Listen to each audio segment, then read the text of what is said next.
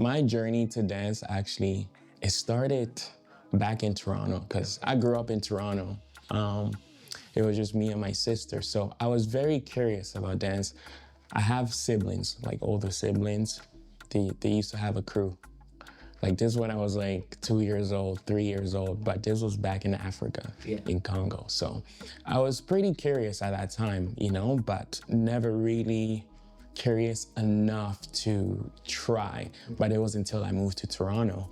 Then I started, the friends that I used to hang out with, they used to be dancers. So we'll just dance. They would dance in freestyle, they would do some moves. And I'm like, hey, can you teach me like what you're doing? You know, that's where my curiosity actually did grew.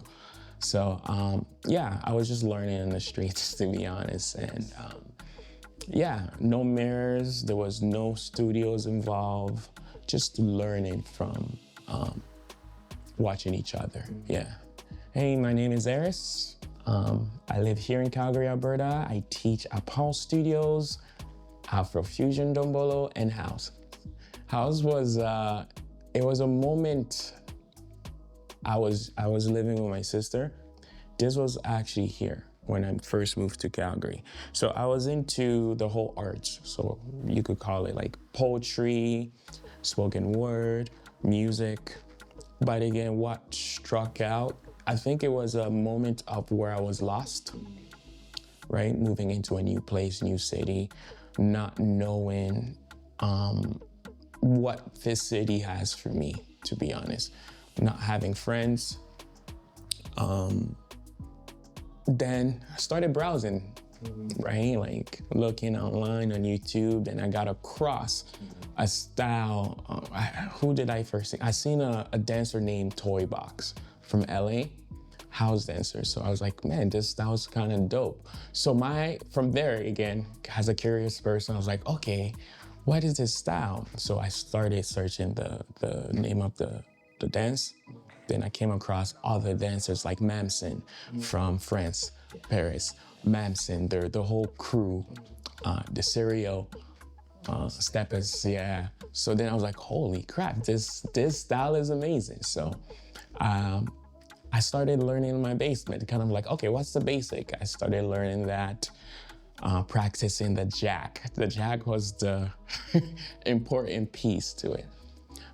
That's how I kind of got through house, right? I was born in Congo. So I was born in Congo, left Congo when I was about five years old, moved to Togo, so West Africa. Ghana, traveled a little bit to Ghana and things like that. So then I left Africa when I was 8 years old, yeah, to move to Toronto. I'll say basically the music. Music definitely is always exciting, right?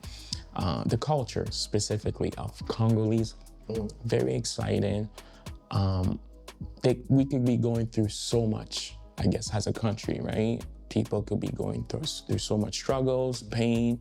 The state of the country could be in shit. But again, what keeps the people alive, brings them the joy is the music and the dance, you know, and that's throughout the years, that's what I've held on to, because I've gone through so much myself through my life, through my own experiences to say. However, like thinking about keeping the music, the soul, the rhythms, the melodies and the music is what kept me going through. So that's what I took from that, you know. And I try to be transparent with that through my dance, you know.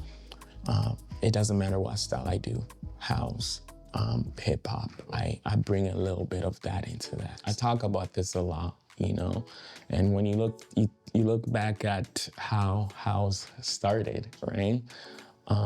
Frankie Knuckles back in Chicago, right? So it's like his inspiration, looking at his stories, actually, his inspiration, it came from the African music, right? The one, you know, when you hear like that, boom, boom, boom, you think about like an African instrument, like the djembe or the drum, right? When you have what you call it, when you have like there's a word that I'm looking for. When people get into a circle, and this is how the cipher actually ties in. When people get into a circle, there's drumming going, and that's kind of what I'll say the connection that comes from house. And every time I hear the music, it has the ancestral type of feel, you know? Yeah. Afrofusion, it's more like inspired by different styles throughout the continent. So you take a look at Angola, right? They have the kuduro / Afro house, right? So that's where I guess the term of the dance Afro house came from, like Angola, right? Portugal, like the connection there, right? Then you have what? Cameroon, right? Cameroon, you have Côte d'Ivoire, right? Côte d'Ivoire, coupé décalé, right? So very staccato in the movement, very fast paced. That's the fusion, right? There's still a lot more different style, right? In Africa, but that's where the Afrofusion is there. But with Ndombolo, it's typically just the Congolese style, right? It involves a lot with the hips movement, and how I like to, the story behind it is people think it's sexual, like with the movement of the hips, the wine, which is called loketo, but it stems from honoring women giving birth. We know that women giving birth to kids and child, and as people of the Congo, we try to honor that, you know? That's the philosophy of Ndombolo, yeah. It's amazing because music, I feel like I always had a connection to it, not just through dance, but I think it got stronger, my music to connection and how I understand it, because of dance. Yes, so I've been making music the time that I also kind of started learning house dance, the style. Yeah, my brother actually encouraged me to be like, yo, like, you're pretty good at, I see you write these spoken word. Yeah, you could kind of put things, or you understand when you hear something music, you could kind of be like, oh, this will sound good with this.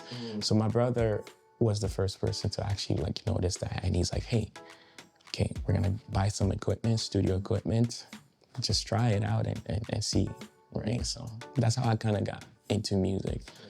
Then from that, I started actually producing, even going deeper, learning about different styles of music, yeah. I feel like what I would like people to know is like sometimes as an artist, you know, we have a conception to think of that about art is kind of linear. It's not always linear, right? And sometimes you might even need to take a break, you know, and just kind of listen into that to be like, okay, to not force things. Oh, I'm like, I want to complete this, I want to finish this. But again, it's not straight, it's different. That's how we reach to that end goal, whatever that might be in what you're doing. But yeah.